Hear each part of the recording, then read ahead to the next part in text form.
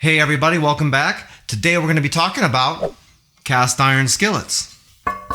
And 4 mistakes you might be making that can affect the life of your pan and the quality of the food that you cook in it. So you ready? Let's get into this.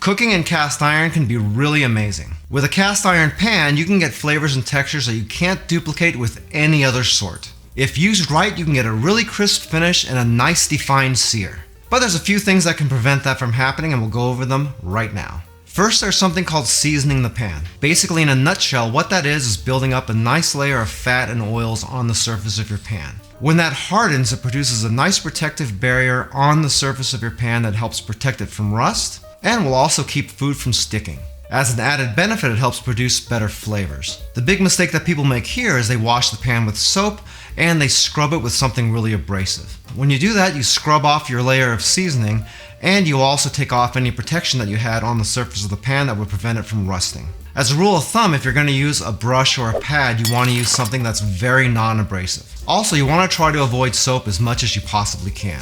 Just stick to some light scrubbing and a little bit of hot water. After you wash your pan, be sure to dry it very thoroughly. You don't want any moisture left on it, otherwise you can promote a little bit of rusting.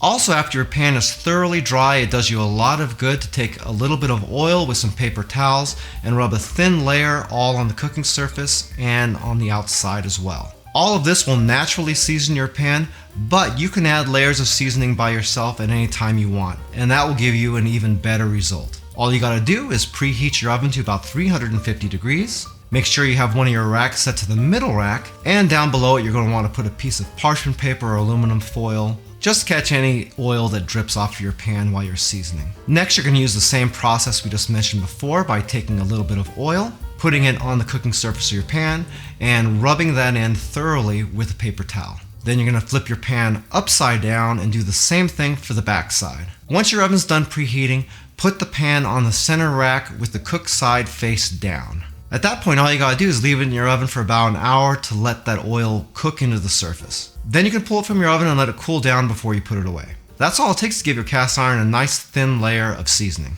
If you want to build up a nice thick layer of seasoning, you can kind of repeat that process a few times, and each time that seasoning layer will get just that much better. The second mistake people make is using the dishwasher. You don't want cast iron anywhere near your dishwasher. Number 1, if you put that in your dishwasher, your seasoning layer is going to be stripped away. Number 2, if water is sitting on the surface of your pan for any reasonable amount of time, especially when you've already stripped off that seasoning layer, you're going to run a real risk of rust forming. If that happens, you're going to have to do some maintenance to get that off, and then you're going to have to end up re-seasoning your pan all over again. That completely wrecks the point of having a cast iron pan in the first place. The same thing goes for soaking them. When people get done cooking, a lot of times they want to just throw a little bit of water in the pan to let it loosen up some of the dirt and grime that are on the surface. You can do that, but you don't want to do it for very long because once again, the longer that water sits on the surface, the more you're going to promote rust. And then we're going to be in the same boat as we were with the dishwasher.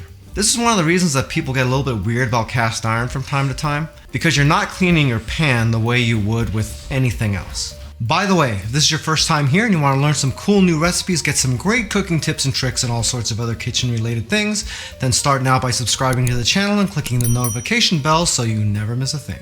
The third mistake people make is not preheating your pans. Honestly, it's a good habit to get into to preheat your pans regardless of what they're made out of, but cast iron goes that much further. The whole point of a cast iron pan is creating that nice crunchy sear. And if your pan hasn't gotten up to temperature, it's not going to be hot enough to create that sear right away. When that happens, a lot of times you end up cooking the inside of the meat before the pan is hot enough to really sear the outside of that meat. For that, you just want to make sure you don't overheat your pans. It's a good practice to get into to start at lower temperature and slowly bringing the temperature up instead of just cranking your range to full blast and throwing the pan on there. Because the key is you want that cooking surface to stay nice and even.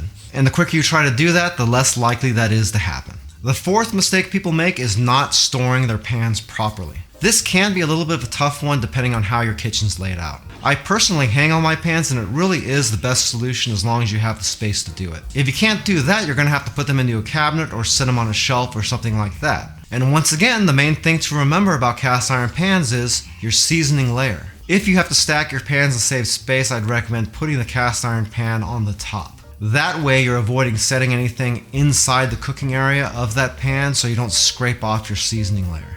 And trust me, that's pretty easy to do. There's things you can do like putting things in them to create a buffer, but really the best policy is just not having anything stacked on top of them. Also, you want to make sure that the area that you're storing those pans in doesn't get a lot of moisture. If taken care of properly, cast iron pans can last not only your lifetime, but the lifetimes of your children as well. They really haven't changed much over the last 100 years or so, and there's a reason for that. That being, if it ain't broke, I guess you don't gotta fix it. Just remember that they do require a little bit of TLC and you should be good to go. So until next time, I'm Joe and I hope you have a phenomenal day. Take it easy.